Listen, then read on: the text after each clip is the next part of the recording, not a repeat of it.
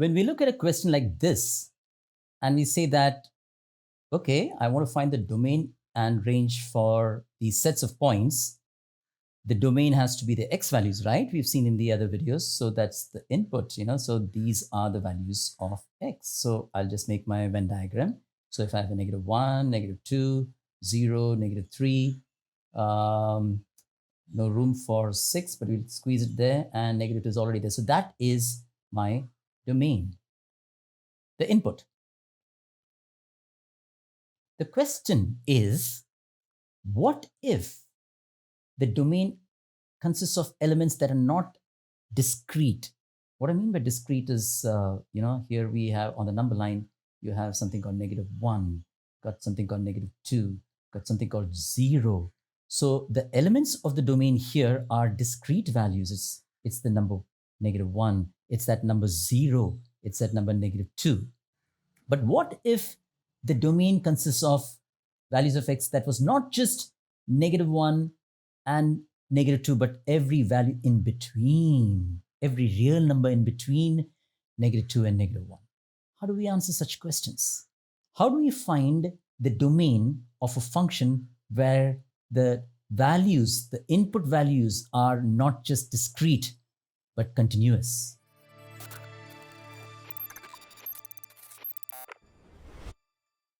So today we are going to take a look at the graphical approach, method or approach to determine the domain of a function where the data is continuous and no longer discrete, okay? So let's give the first case. The first case is, let's say we have the coordinate x-axis and the y-axis, the coordinate plane, and our graph is just a continuous segment with fixed endpoints, okay? Something like this. And let's just call the coordinates of this point C, D, and the coordinates of this point A, B. This clearly means that the x coordinate here is A, and the y coordinate of that point, so this is B here. That means this is C here, and that's D here. Now, to find the domain of a function that is just given as a graph, what we do is that we look at the x-axis as our eye goes from left to right, okay? Domain, input, x values. Remember that? So in order to find the domain, as I said, we look for the values of x from A to B, okay? Along the x-axis, left to right. So when we write the domain, we have to write it as like this. Domain, in this case, as a set, we write it as x such that x is all values. X can take all values between A and C. According to the notation that I have, I'll just make sure that this is visible to all of you. And because in our example here, these two endpoints are included, can you see those two are included? Therefore, when we write the domain in the inequality form, we use this greater than equal to and the less than equal to sign. On the other hand, if the same example was something like this, okay, if I were to draw another graph, again, let me just make sure that it is in the view for everyone. Let's just draw a graph here where this value is not included, that point is not included, and let's say this one is included, okay? And let's just use the same symbols. This is A, B, and this one is C, D. I hope we all know that when in a graph, the notation, this whole, literally it's a whole, it means that point is not included, just that point, but every real number before C is included. Likewise, the y values here, okay? That means except for D, every value below D will be included. So the domain, when you're looking at the domain, as I said, when you're looking for the domain in either graph, as I said, look at the x-axis, look at the permissible x values for that particular graph, and look at those x values as your eye go, train your eye to go from left to right, okay? So from that point, right, it's included from that point, it goes all the way up to C. But remember, in this case, there's a hole at C. At x is equal to C, there's a hole. So we write the domain for this example as the set of all x. A is included. X can take the value of A, but x can't take the value of C. So there's got to be a strictly less than C there. On the other hand, when we are writing the range for these two graphs, for the range, we look at the y-axis. Range corresponds to the y values, the output. So we're looking at the y values, but this time we're training your eye to go from bottom to top. Okay, so look at that graph. In this case, let's look at the first graph from here to here. All right, so as our eye travels from, let me use a color that I've not used before. So let's use this color. And as it goes from bottom to top, from B to D. So I will write the range as a set builder form like this. I'll say y such that y, I think it was B, yeah. So y takes all values between B and D. Notice what I've done, okay? I've gone from bottom to top and all y values from B to D are part of the range. So for this example, now if I were to write the range where there's a hole in the graph, we write in set builder form as y such that y can take the value of B but not D. Okay? Now there's another way to write the domain and the range. This is in the set builder notation, but there's also an interval notation. Now we are not going to talk about how to write the interval notation. I'm just going to write the answer in interval notation, assuming that you all are familiar with interval notation also. Okay? So the domain for this question in set builder notation, we've already seen, and the same thing in interval notation, you could write it as x belongs to the closed interval a comma c. All right? While you could write the range as y belongs to the closed interval b comma d. Okay? And in the same way, this is like a semi-closed, semi-open interval. You can write this as closed interval a and open at c, open at the right end. And in the range in this case, you would write it as y belongs to b comma d and it's open at d. The second case that we will look at is a case where there is a function where it's bounded at one end. That means there's a fixed endpoint at one end and it is open-ended at the other end. That means at the other end, the function just seems to go on and on, keeps on increasing up until infinity. Okay, so if that's the graph of a function, how do we write its domain? Well, the rules of writing the domain are the same. For domain, we got to look at the x values, and let's just make sure that we have identified this as the x-axis and the y-axis. Let's mark this as the origin. So now if you were to write the domain of this kind of function, which is fixed at the origin and just keeps increasing without bound, our rules for finding the domain is the same. Just look at the x-axis, train your eyes to go from left to right. Okay, look at the x-axis. Do we have values here? Do we have before 0? No, we have values only starting from 0. And by the way, this point is included. So how do we write the domain? Well, domain is all x. X is greater than or equal to 0. It's sufficient to write the inequality this way. You don't have to write the inequality with infinity. You can just write x is greater than or equal to 0. The same domain in interval notation could be written as x belongs to close at 0 and open at infinity. On the other hand, when you're looking at the range, and remember what I said, range, train your eyes to look at the y-axis, okay, as you're looking from bottom to top. And when we do that, we see that there's no value of y for the graph below the x-axis. It just starts there, all the y values from there, and then it keeps shooting up and it goes on for infinity.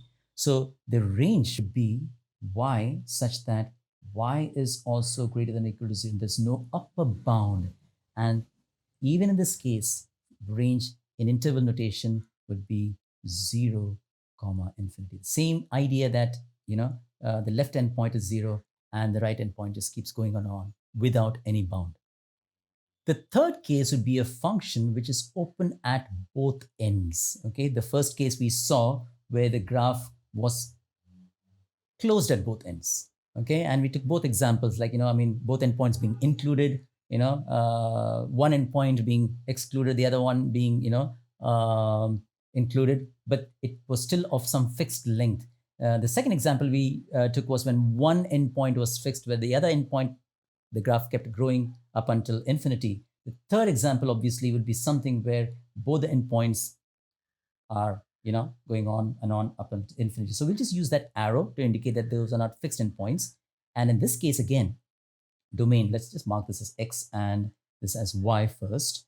And to find the domain, remember, okay, we're looking x values of the function, okay, x values of function, the permissible values. But you're looking along the x-axis from left to right. Train your eyes to go from left to right. And as you can see, oh, there's an arrow here. Okay, so that means it's going all the way from negative infinity. And there's an arrow here, arrow is still going out. So that means x values go from negative infinity on the left-hand side and positive infinity on the right-hand side. So in this case, when you're writing the domain as in a set builder notation, you'd write x such that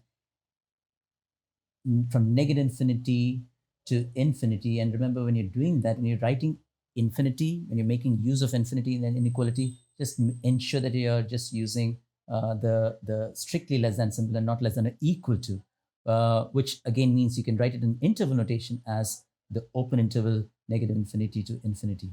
And when you're looking at the range, which is the set of all y values for the function, the output values for the function, you look at the y-axis again from bottom to top.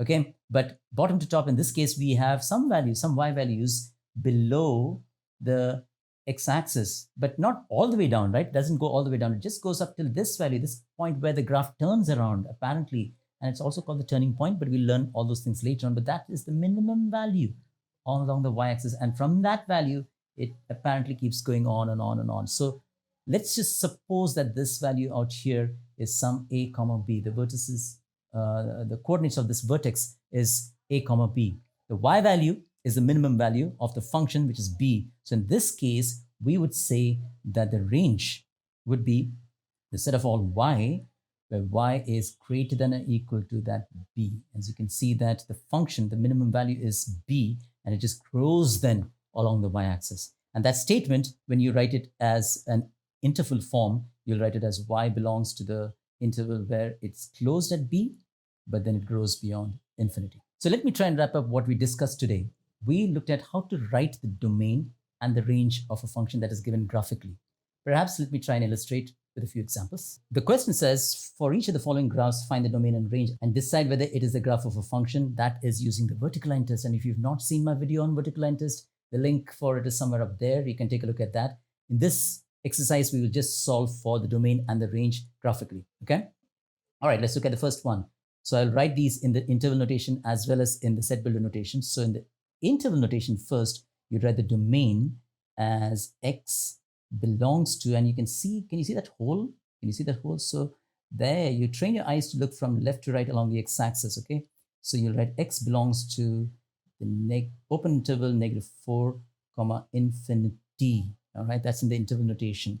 And the range in the interval notation would be y belongs to the open interval, again, because it's a hole, -2, infinity. Okay, because for the range, remember, you're looking all the way up top, from bottom to top, sorry, along the y-axis. Okay, the same thing if you were to write as an inequality in the set builder form, you'd have written the domain. I'll just put the arrow here. So I'm not putting the d here, but you'll write x such that -4 strictly less than x and strictly less than infinity. Okay, so whenever it comes to infinity, we don't use it less than or equal to. Okay, there's an open interval there. Likewise, for the range in the set builder notation, again, you'd say y such that -2 less than y less than infinity. All right, let's do the same thing for this example D now. Okay, it looks like an inverted parabola, but again, remember, we're looking for the domain and the range. In interval notation first, okay, what are we doing for the domain? We go from left to right along the x-axis. Train your eyes to look from left to right, okay? And as you can see, it's open at both ends. The arrows representing open at both ends. So the domain should be x belongs to the open interval -infinity to infinity, okay? There's no bound on the left-hand side and on the right-hand side. The range, on the other hand, as you can see, that's the maximum value. That's a parabola, that's the maximum value. And it's all below that. That's the origin, correct? So we can say that y belongs to the open end is that's the maximum value, sorry. So you can't put that. So it has to be -infinity to 0. Don't make the mistake that I made, all right? Because for the y, remember, you're looking at along the y-axis from bottom to top, and that'll say the top value, the maximum value is 0, okay? Let's do the same thing, meaning let's write the domain and range in the set builder notation. Okay, in this case, you'd have written the domain as x such that negative infinity less than x less than infinity, and in this case, you'd have written it the range as y such that negative infinity less than y less than or equal to 0 because it is included. We're going to do G because it's kind of similar to what the earlier question we did, except that now you've got a different point there, the maximum point. In interval notation, remember looking from left to right along the x-axis, okay? In interval notation, x belongs to, again, negative infinity to infinity, okay? Okay, as you can see that the arrows, that means it's open at both ends. Range, let's not make that same mistake again. I'm talking to myself. Look from bottom to top, and that's the maximum value, all right? The maximum value is 4. Okay, so we say y belongs to negative infinity to 4 being the maximum, and it's included at 4. So I put that, closed interval sign there. And the same thing if you were to write in set builder notation, you have written as x such that negative infinity, x less than infinity. And this same thing in the set builder form, you've written as y negative infinity less than y less than or equal to 4. Today, we learned how to write the domain and the range for a set of continuous data, where the domain and the range are not discrete values or distinct values, but they can also take every value in between, every real value in between. This was a graphical method of how to write the domain and the range.